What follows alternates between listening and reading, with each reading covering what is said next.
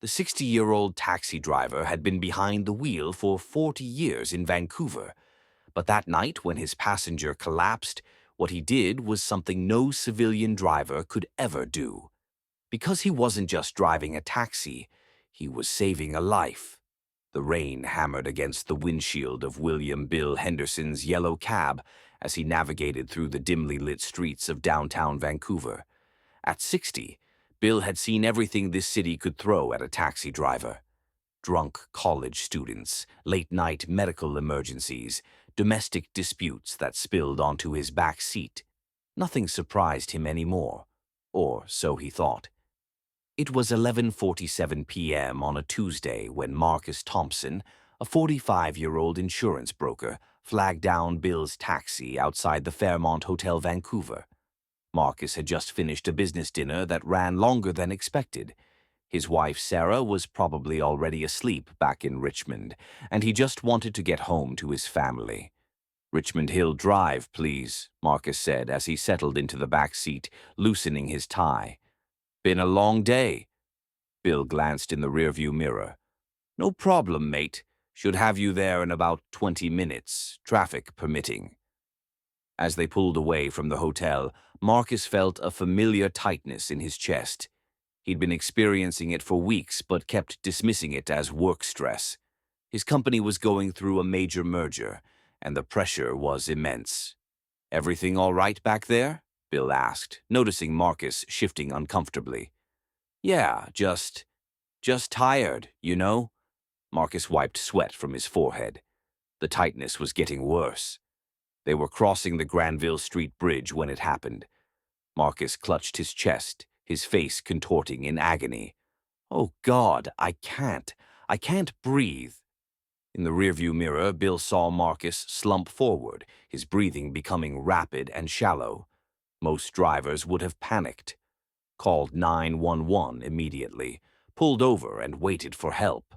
But Bill Henderson wasn't most drivers. In one fluid motion, Bill reached for his radio while simultaneously checking his GPS for the nearest hospital. "Dispatch, this is Unit 47. I have a medical emergency en route. ETA to Vancouver General Hospital in 6 minutes." "6 minutes?" the dispatcher crackled back. "Bill, that's impossible. You're at least 15 minutes out." "Not tonight," Bill muttered, switching off the radio. What happened next would later be studied by Vancouver's emergency response teams. Bill didn't just drive to the hospital, he conducted a mobile medical rescue operation. While maintaining perfect control of the vehicle, he instructed Marcus through breathing exercises, monitoring his pulse by watching the color of his skin in the mirror, and even loosening Marcus's collar to improve blood circulation. "Marcus, listen to me," Bill called out, his voice calm and authoritative. "I need you to take slow, deep breaths, in through your nose, out through your mouth. You're having a cardiac episode, but you're going to be fine." How did he know Marcus's name? Marcus hadn't given it. "Follow my counting," Bill continued, weaving through traffic with surgical precision. "In, 2, 3, 4.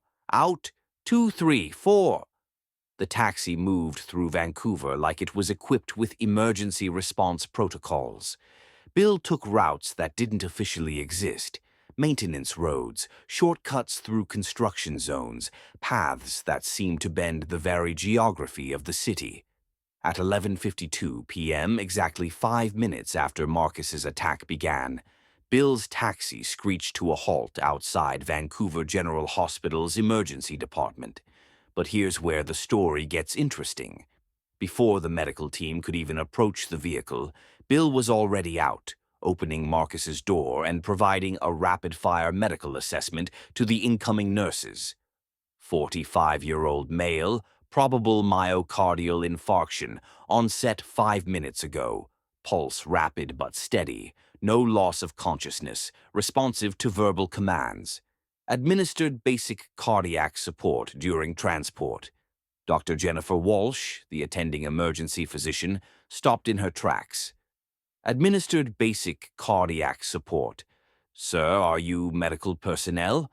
Bill just smiled that same quiet smile. "Just a taxi driver, Doc." Been doing this for 40 years. But as the medical team wheeled Marcus into the emergency room, Doctor Walsh couldn't shake the feeling that she'd just witnessed something extraordinary. The assessment Bill had given was more accurate and professional than reports she'd received from some paramedics. Inside the hospital, Marcus was stabilized within minutes. The quick response had prevented major cardiac damage. He would make a full recovery. Dr. Walsh found Bill in the waiting area, sitting quietly with his hands folded. Mr. Henderson. Bill Henderson. Mr. Henderson, what you did tonight, that wasn't standard taxi driver training. Those breathing techniques, the route you took, the medical assessment, where did you learn that? Bill stood up slowly, putting on his worn baseball cap. Picked things up over the years, I guess. Sir, with respect, you didn't just pick up advanced cardiac life support techniques. For a moment, Bill's composure almost slipped. His eyes held something deeper. Years of experiences that had nothing to do with driving taxis in Vancouver.